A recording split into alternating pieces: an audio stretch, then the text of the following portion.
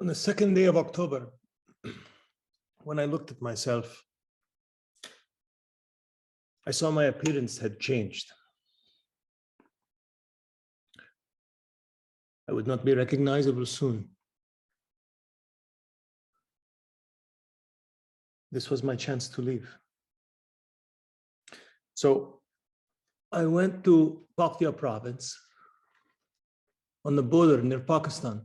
There, I met people who said they could take me to Pakistan.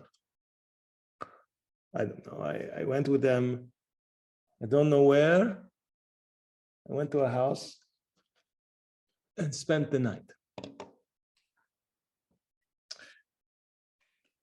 I had never experienced a cold room without a mattress. The air was extreme. I had to take down the curtain, wrap it about my head. Otherwise, I would not sleep. The next day, they divided us into two groups. For 2 days, we walked, looking for ways to cross the border. We were so tired. The smugglers threatened to shoot at us if we made a mistake. Then they said, from now on, you go yourself, cross the border, and another person will pick you up. We argued with them. The issue became serious. They were supposed to go with us into Pakistan. The controversy escalated. It was evening when the Taliban suddenly came,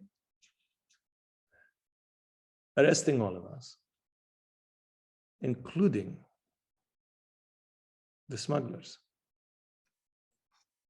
They tortured us, they beat us, and they took us somewhere, I don't know.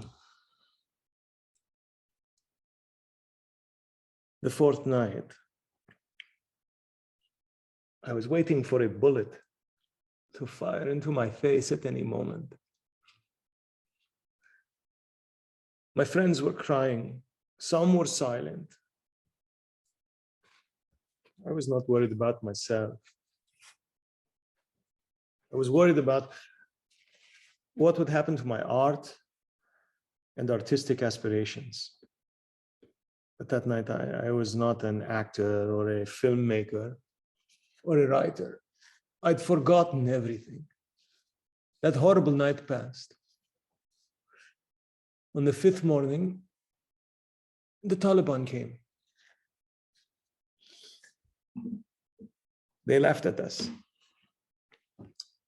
telling us we'd been deceived by our smugglers. But then they took us to the Pathan border gate in Paktia province and officially released us. We went to the border to register, but they said that only 10 people are allowed to leave in one day, and the number of registered people has reached 1,700. 1,700. Depressed and tired, we agreed again that the smugglers would take us for 20,000 rupees per person and provide us with a gate pass so that we could travel legally. We waited for 4 days.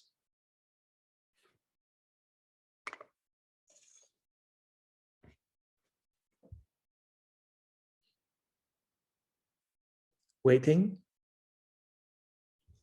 is worse than death. A terrible expectation that restrains the human soul and stifles the cry within man. I consider this expectation to be the lowest sense. Every minute imposes 60 years of a human life in prison. We waited every moment for them to come and tell us we could go.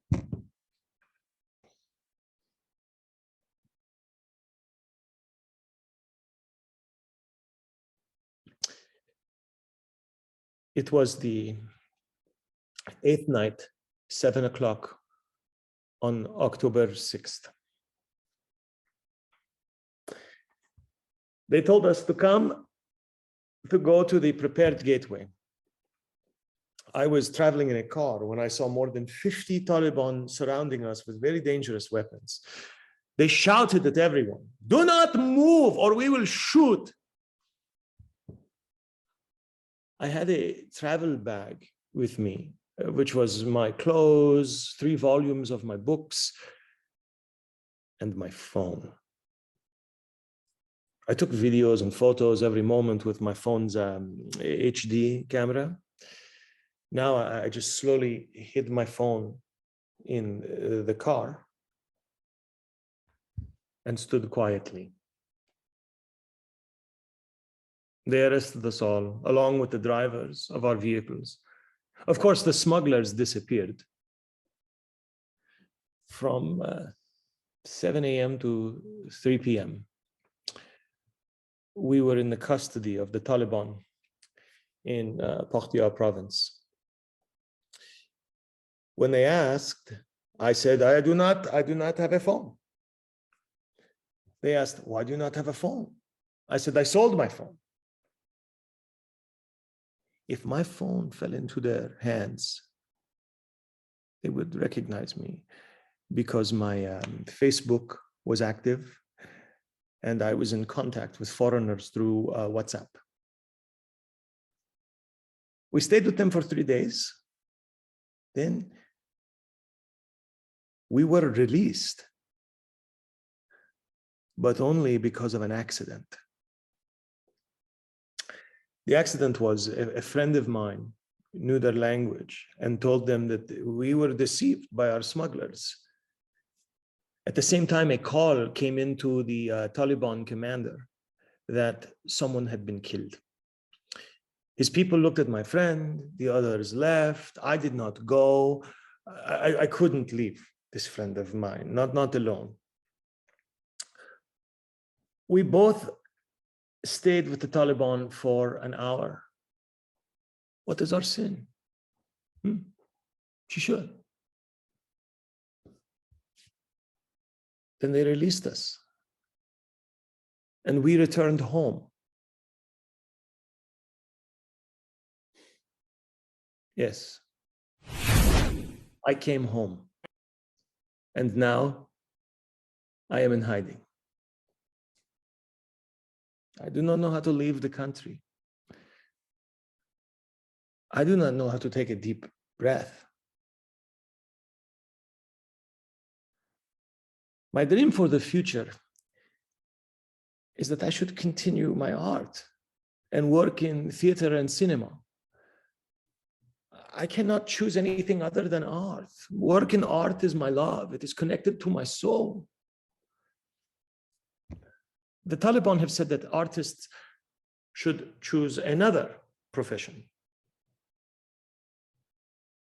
I struggle to prove that art is not just a profession, but a human mission and an essential need, a need of human society.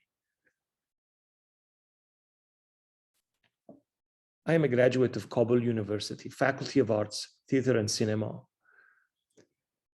Over the past decade, I have worked as a filmmaker, a writer, and director. I have played various roles in movies, theaters, and military spots, especially anti-Taliban and terrorist roles.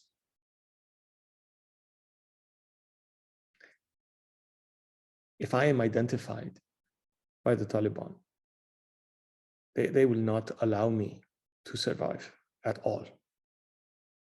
I am a danger to them. Art is a danger to them. I have been called the voice of the Afghan soldier by the former president. And for that, I am a danger to myself.